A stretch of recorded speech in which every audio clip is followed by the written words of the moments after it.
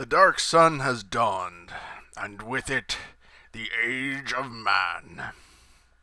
Now it is time to mass my legion of subscribers. What?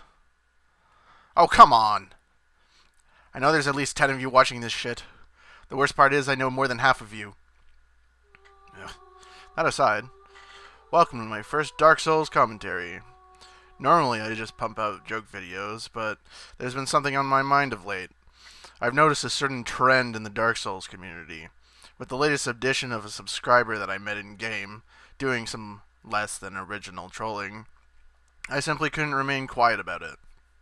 Earlier on, I had made a video called I Can Only Make Friends in This Game, and ever since I've found it to be true. This might be due to the exaggerated kinds of builds I make.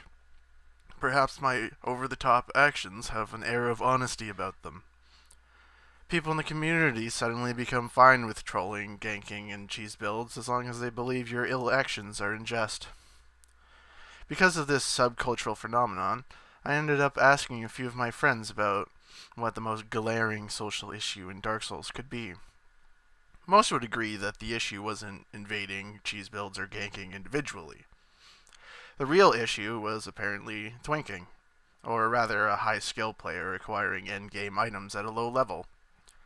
Most people aren't recording invasions to make silly videos, so to most twinks, picking on the weak is just another, among many, blood sports that Dark Souls has to offer. And why shouldn't it be? Bullying new players is a fantastic power trip. Even the ability to make a twink, assuming they didn't just have their friends red soapstone them and hand them the items, is a trophy among your character list. "Look at my mighty blades of fire," they would say. "When I was your level, I already beat the Four Kings."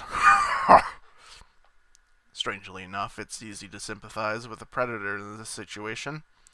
He's just some guy on a screen making pixels stab other pixels for sport. So who cares, right? "It's just some silly game. You shouldn't get mad over it." Your casual-ass mouth sounds like so many gallons of other bullshit lies. Easy for you to say. You're likely not that sorry sod who just bought the game for $6 off the Steam sale, expecting to play with his friend.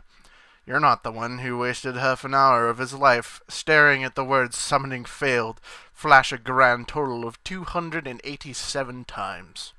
Then, after all that, you're also not the one who has to deal with some bright red, masked dillhole covered in radioactive aphids flipping his way through the door only to firmly lodge a samurai sword in your rectum before turning your bonfire room into an active volcano. While I was discussing this conflict with opinions with a friend that just so happens to be new to the game, he confessed to wishing that his peer-to-peer network was actually better, so he could get more invasions. A crazy thought to some folk, but he continued on to say that he craved a more player-versus-player experience, so he could learn to fend off invaders, even without the tools that a finished build would provide. He felt that his poor connection cheated him out of the integral human element that makes Dark Souls community so heated. The choice to invade, or even risk being invaded, is a conflict of morals, interesting enough to warrant its own video, and may very well be the next commentary I create. Despite the dramatic visuals I paint with my words, I personally believe that the low-level invasions are a necessary component of Dark Souls. FromSoft developers have admitted that invasions at all levels are intentional, to add to the survivalist atmosphere. I know I wouldn't have thought twice of even participating in player vs. player, if it weren't for developing a vengeance complex against my invaders. Even if it's summoning a friend, the hairs on the back of my neck stand every time the whirring crawls its way into my ears.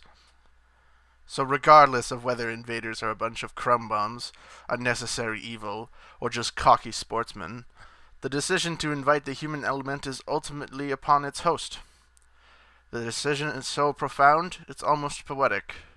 The decision to join humanity is the decision to throw yourself free to the wind of human nature, whether that nature be friendly and helpful, or cruel and dark.